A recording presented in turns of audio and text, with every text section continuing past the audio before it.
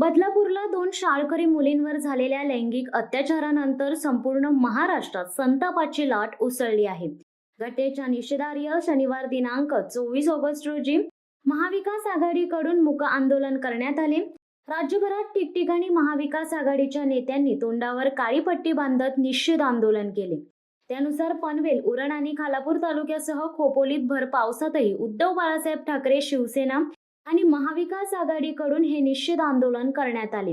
रायगड शिवसेना जिल्हा प्रमुख श्रीजादा घरत यांच्या नेतृत्वाखाली पनवेल विधानसभा मतदारसंघातील खारघर, कामोटे, खांदा कॉलनी, नवीन पनवेल, पनवेल व कळंबोली शहरात काळ्या फिती तोंडाला बांधून आणि काळे झेंडे घेऊन रस्त्यावर निषेध आंदोलन झाले.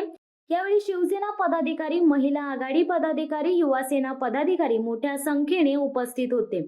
तर उरण शहरात महात्मा गांधी चौक येथे उभाटा शिवसेनेचे जिल्हा प्रमुख मनोहर शेठ भोईर यांच्या मार्गदर्शनाखाली महाविकास आघाडीतर्फे तोंडाला काळी पट्टी बांधून महायुती सरकारचा निषेध करण्यात आला. उरणमधील आंदोलनात मनोहर शेठ भोईर यांच्यासह शेकापचे प्रीतम म्हात्रे, काँग्रेसचे बबन कांबळे, राष्ट्रवादीच्या भावना घाणेकर, बहुजन मुक्ती पार्टीचे संतोष घरत यांचा सहभाग होता. खोपोली येथे डॉक्टर बाबासाहेब आंबेडकर यांच्या स्मारकासमोर आघाडीच्या स्थानिक नेत्यांनी एकत्र येऊन तोंडाला पट्टी बांधून महायुती सरकारचा तीव्र निषेध केला. त्यानंतर खोपोली पोलीस ठाण्यात निवेदन दिले. महाविकास आघाडीतील स्थानिक नेते, कार्यकर्ते, महिला भगिनी उपस्थित होत्या. या आंदोलनावेळी शिवसैनिकांकडून राज्य सरकार विरोधात मोठ्या प्रमाणात घोषणाबाजी करण्यात आली.